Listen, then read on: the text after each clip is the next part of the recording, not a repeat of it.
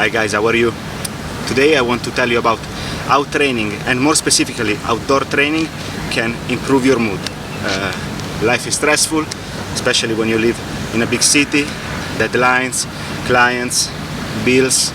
You don't have much time to make friends, to take care of relationships, and when you finally have the chance to have some meaningful relationship, you're always afraid of doing a wrong move, and all these things create a lot of stress in our minds. And stress is dangerous because it's dangerous for the mind, of course, but it's also dangerous for the body. Many health conditions are related to the excess of cortisol, to the excess of stress. A stressed mind prevents you from having a good sleep. If you don't have a good sleep, your level of estrogens raise, so you accumulate body fat. Accumulating body fat makes you see yourself ugly in the mirror, and your self-esteem goes down. So it's a sort of vicious circle of bad effects. There are some ways, of course, to overcome these difficulties, and one, I really think that it's training, especially training outdoors. When you train outdoors, next to the water, next to the green, around other people, again, I'm not a scientist, but your body produces endorphins. It's important to train or to practice some sports because this will keep your mind focused on something that can be skills, can be coordination, can be repetition, can be a proper movement, and this gives your brain a sort of rest from the part that is stressed, because it focuses on completely different cognitive areas, let's say. So it's important to give your brain some rest. It's important to train outdoors because you breathe fresh air, you meet new people. Even if you don't meet people, you have people around you. You see the blue sky, you see the green of the grass. You have some beautiful images coming to you, and you are not confined between the four walls of a gym.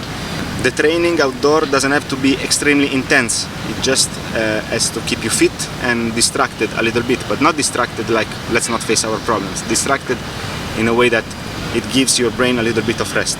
And it works, because when an action is performed by the body, it reflects on the mind. When you're sad, try this little experiment.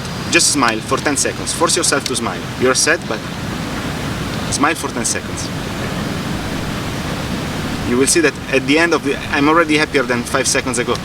So you will see that just by making the body perform an action has a good effect on your mind. When you have negative thoughts, apart from the training, it can help to think about these thoughts as clouds. Clouds are always evolving. Clouds are always changing. Clouds are never the same. Clouds are just vapor. The meaning that you give to the clouds is only in your mind. You can see an elephant shape while I can see, I don't know, a car. You can see a dragon while I can see a dog. It's up to you the meaning that you give to clouds, like it's up to you the meaning that you give to your thoughts. And if you look at a cloud for 10 seconds, you will notice that it's not the same cloud that you were looking 10 seconds before. Because it changes, everything changes. The wind changed them. Of course, clouds can be bad, clouds can be dark, very dark, they can bring rain.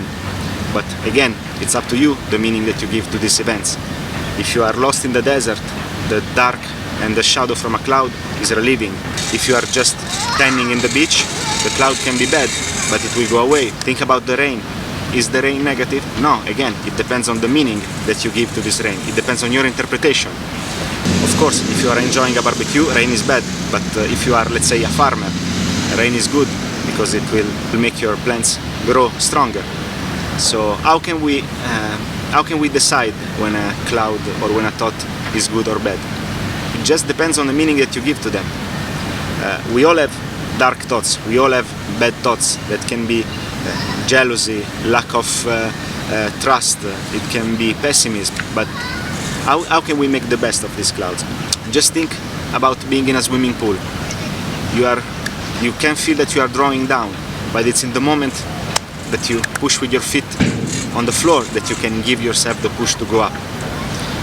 Also think about the clouds. If it rains, maybe being cold and wet and sad, that's what can make you say, oh shit, I don't want to be like this. I want this cloud to go away. And I want to think about this rain that is on me not as a sad occurrence, but as an opportunity to come more in contact with my deeper self, and only if you are in contact with your deeper self, you can improve. Superficial and shallow people never improve. They live a happy for them, but I could not live a life in which all you care about is, partying and I don't know what. So remember, outdoor training, meditation, I don't do it, I'm guilty, but remember, outdoor training, meditation, and shift your perspective about things. Things are neutral. Things don't exist. Things exist only in the interpretation that you give to them. Don't think about the past, don't think about the future. The past is no more there. The future is not yet there. And both, they don't exist. What exists is only this moment, this now. The shape of the cloud is the shape of the cloud that is here now. If the cloud was an elephant 10 seconds ago and now is a horse, you have a horse, and it's up to you to think, wow, horse is a symbol of freedom, or no, when I was a kid I fell from a horse. It's up to you. It's only about the interpretation that you give. And this is valid for all the thoughts that you can have, and especially the thoughts about relationships, about other people, about the people that you love. Everybody has his own path, everybody has his own history, everybody has his own shit to deal with. You can't judge people with your present values. You can't judge people if you weren't in their shoes. Nobody's perfect. I'm not perfect. Surely you're not perfect. Another powerful way of giving your thoughts, your clouds, the right meaning is to just sit and observe. You observe without judging. You are not a judge, you're not a jury, you're not an executioner. You are a person with your own path and your own history. Other people form their own path and their own history, and it's not your business. When you will understand this, you will accept people around you. And always, always, always, when we have a bad judgment, when we have a fear, when we have a jealousy, when we have some anger, it never, never, never depends on the person that we are hating or the person that we are jealous of. It never depends on our friend, on our girlfriend, on our parents. It always depends on us. If we want to be in peace with the world, we must be in peace with ourselves. Yes, I went a little bit far from the outdoor training, but this video is not a video about training. So I propose you a little exercise that I started doing this morning at 5 a.m. I started doing this exercise, and it's already working. It's 11:30. I already feel some benefits from this exercise. Take paper and pen. Don't type it on the computer. Take paper and pen and write a list of affirmations that make you proud, or affirmations that you want to reach. Example, if your problem is that you don't feel loved, write that you feel loved, that you are loved, that you deserve to be loved. If you don't feel successful, write, I'm successful, I'm a fucking beast. Why? Because this gives you the right mindset. This gives you the right strength to go and reach your goals. I will share with you my list. My list is only mine, it's not your list, but it can give you an idea of what I mean. This list contains points that I already know that are there, that are reality, and points that I want to become true. When I mix something that I already own with something that I want, the confidence that I get from reading what I already achieved gives me the strength to reach also what I didn't achieve yet, and helps my mind to open to the knowledge of the fact that I can have these things. I will not tell you, of course, which one I already have, which one I'm lacking, because this is too personal, but I read you my list. Important, read this list loud. Put it with a magnet on your fridge. Every morning when you wake up, read this list.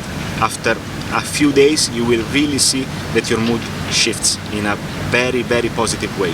Don't just read it in your mind, read it with a loud voice. And added bonus, read it in front of a mirror. So you will also see yourself, and you will see that this guy in the mirror is a badass. This is my list. I am attractive. I love myself. I am confident. I am successful. I'm special to someone. I can be loved. I'm stronger than my jealousy. I can beat my insecurities. I'm kind and patient. I respect the choices of the people that I love. Past is not present and is not future. It's okay to feel bad one day because that's what makes us humans. Tomorrow I will be stronger. This will be my mantra for the next weeks. Most probably I will add something new. So I really encourage you to write your own list. If you want to share your list in the comments, you are welcome to do it.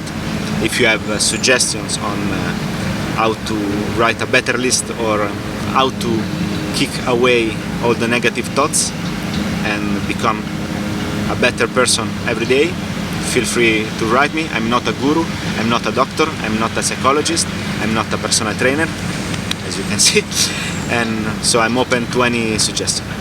See you soon.